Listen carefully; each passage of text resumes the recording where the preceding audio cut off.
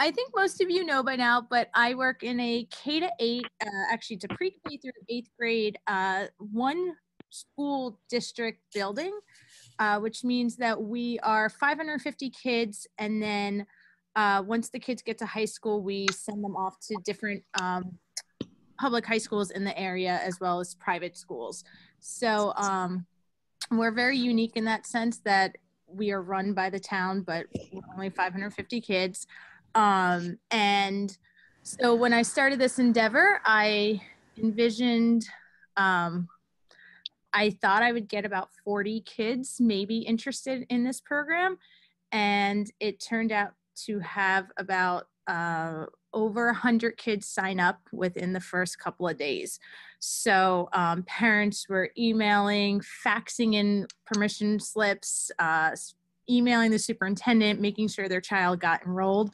So I was really, really surprised about the reaction that I got, not only from the students, but even the community members and the parents, because we are very high, well, we're a very low income school building, and a lot of our students do come from Mexico, and therefore their parents are, learning English, or they know very little English.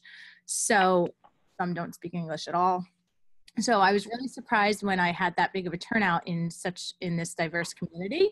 But going into, I can't believe it's week 13 or 14 already, but so far I have seen a little bit of a drop off, mostly within the 7th and 8th grade students.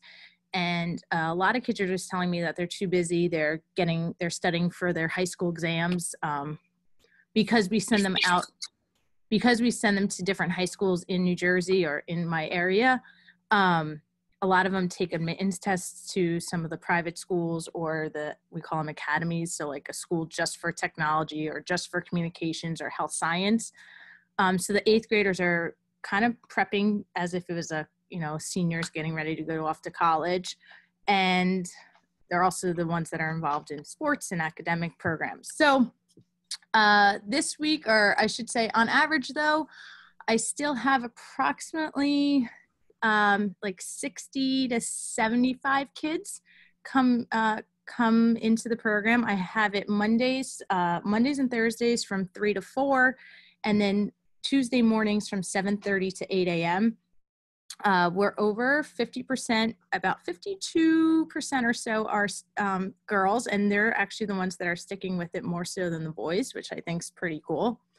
And then this week, I opened up my first kindergarten through 3rd grade coding session. And unfortunately, I was planning on having this a once a month workshop, but we got a late start on it for multiple reasons, snow days and days off, and all different extracurricular activities on the calendar. So I didn't get started till this week, or this month.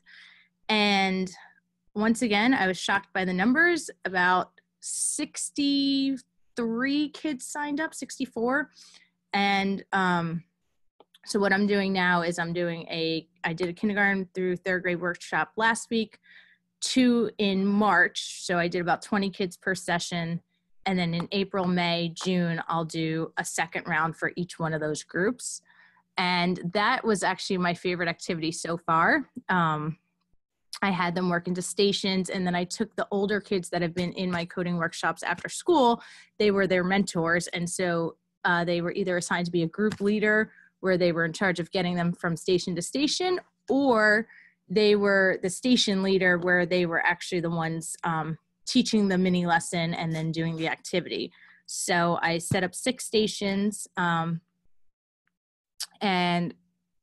stations, and the kids rotated through each of them. The one thing I made sure was that each group got involved, or got to use the touchpad or the touchscreen Chromebooks that we got to do an online coding activity, and then all the other stations were unplugged.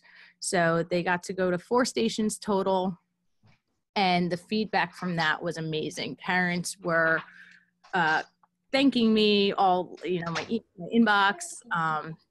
Older students, they were, I had some of the kids, like this one boy who is pretty much a troublemaker, sat down one-on-one with kids when they were on the, we use Scratch Junior, and he would start off by saying like, you know, if you were going to tell a story, what character would you want? And then they would be like, oh, I want a dog. And he'd be like, well, did you know that a dog in this program, we call this a sprite?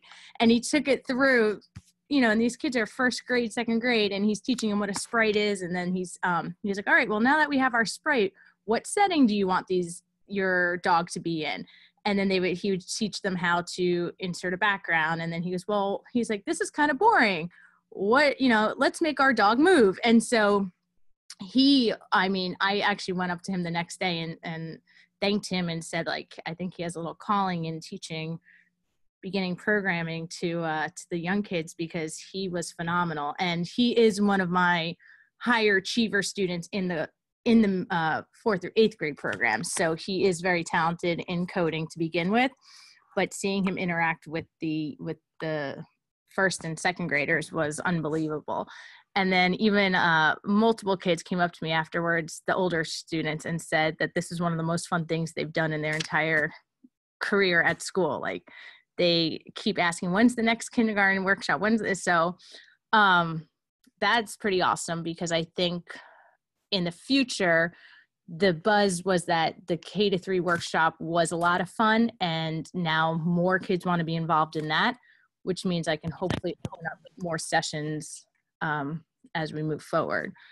So I don't know, that's kind of a quick summary, long summary of what we're doing.